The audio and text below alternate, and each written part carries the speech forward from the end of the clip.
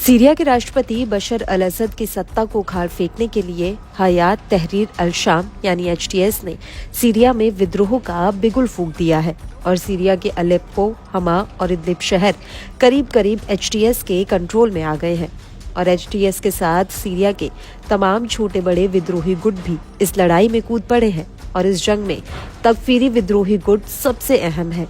Iran ने Israel और America के ऊपर इस विद्रोह को भड़काने का आरोप लगाया है। खुद ईरान के विदेश मंत्री अब्बास अरघची ने तुर्की की राजधानी अंकारा में इसको लेकर बयान दिया और अब रूस ने भी इस हमले को लेकर अमेरिका पर बड़ा आरोप लगा दिया। रूसी विदेश मंत्रालय की प्रवक्ता मारिया जखारोवा ने इसको लेकर बड़ा बयान दिया है। Невозможно просто не заметить. Эта атака была совершена в тот же самый день, когда вступила в силу договоренность о прекращении боевых действий между Израилем и ливанской Хизбаллой.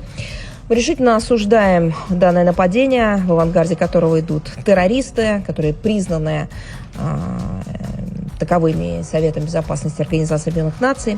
Обращаем внимание на то, что среди них много боевиков иностранцев, в том числе выходцев с постсоветского пространства. ये ध्यान में लाना असंभव है कि ये हमला उसी दिन किया गया जिस दिन इजराइल और लेबनानी हिजबुल्लाह के बीच युद्ध विराम समझौता लागू हुआ था। हम इस हमले की कड़ी निंदा करते हैं जिसके अगुआ वे आतंकवादी हैं जिन्हें संयुक्त राष्ट्र सुरक्षा परिषद द्वारा इस रूप में मान्यता दी गई है। हम इस तथ्य की ओर ध्यान आकर्षित करते हैं कि उनमें कई विदेशी लड़ाके शामिल हैं जिनमें पूर्व सोवियत संघ के लड़ाके भी शामिल हैं। लेकिन अब ऐसा लग रहा है कि सीरिया यूक्रेन की तरह ही रूस और अमेरिका के बीच जंग का अखाड़ा बन रहा है। वो इसलिए क्योंकि सीरिया के राष्ट्रपति ने अपनी सत्ता बचाने के लिए अब रूस की चौखट पर गुहार लगाई है। हालांकि यूक्रेन युद्ध की वजह से रूसी सेना ने अपने सारे संसाधन कीव में झोंक दिए हैं, लेकिन उसकी कुछ सैन्य टुकड़ियां अभी भी सीरिया में तैनात है और अब रूसी सेना के साथ मिलकर सीरियाई फोर्स ने दावा किया है कि उसने विदेशी समर्थित तकफीरी संगठन के करीब 2000 लड़ाकों को पिछले एक हफ्ते में ढेर कर दिया। ईरानी न्यूज एजेंसी प्रेस टीवी के मुताबिक सीरिया की सेना ने रूस की एयरफोर्स के साथ मिलकर उत्तरी सीरिया में इस ऑपरेशन को अंजाम दिया है। इसको लेकर रशियन कोऑर्डिनेशन सेंटर का कहना है कि उत्तरी सीरिया में 120 से ज्यादा चरमपंथियों को एक हवाई हमले में ढेर कर दिया गया। रूसी सेना के मुताबिक हमा के बाहरी इलाके में तकफीरी के दर्जनों लड़ाके इकट्ठा हो रहे थे जिनके ऊपर ये एयर स्ट्राइक की गई और फिलहाल सीरिया के उत्तरी हिस्से में ये लड़ाई जारी है।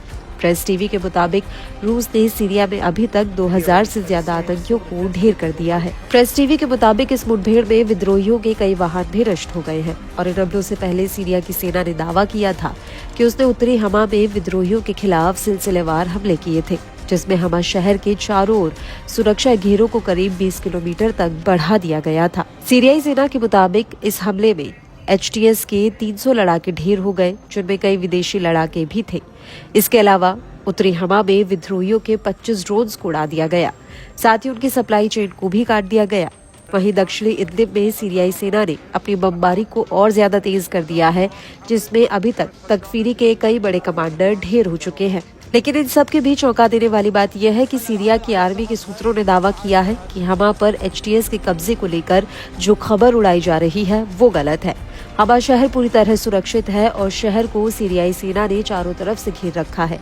वहीं दूसरी तरफ न्यूज एजेंसी रॉयटर्स का कहना है कि एचटीएस के लड़ाकों ने सीरिया के तेल रिफात शहर पर भी कब्जा कर लिया है और इस जीत के बाद वहां के लोग अपने घरों में वापसी करने लगे हैं।